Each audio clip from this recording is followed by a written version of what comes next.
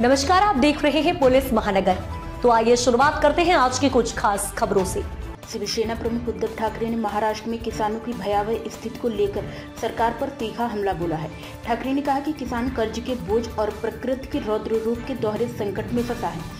उन्होंने सरकार के रवैये को संवेदनहीन और तुगलकी कारभार करार देते हुए किसानों को बहकाए बिना तुरंत कर्ज मुक्त करने की जोरदार मांग की है।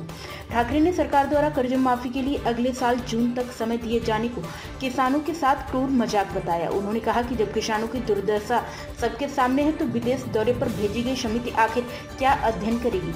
उन्होंने सरकार की मंशा पर सवाल उठाते हुए पूछा कि अगर कर्ज माफी जून में होनी है तो क्या किसानों को भी अभी अपनी किस्तें भरनी चाहिए। उन्होंने कई व्यवहारिक सवाल उठाए। अगर किसान अभी किस्तें नहीं भरते तो क्या अब उन्हें रबी सीजन के लिए नया कर्ज मिलेगा, और अगर नया कर्ज मिलेगा तो क्या वह भी माफ किया जाएगा। इन सवालों का जवाब कौन देगा। ठाकरे ने आरोप लगाया कि सरकार किसानों के घाव पर नमक छिड़क रही है। उन्होंने कहा कि मराठवाड़ा, विदर्भ और उत्तर महाराष्ट्र से लगातार किसानों की आत्महत्याओं की खबरें आ रही हैं। क्या ये आंकड़े सरकार के कानों तक नहीं पहुंचते। उन्होंने कहा कि कर्ज माफी में देरी कर यह सरकार किसानों को मौत के दरवाजे पर धकेल रही है, और पूछा कि क्या सरकार जून तक आत्महत्या करने वाली किसानों की जिम्मेदारी लेगी।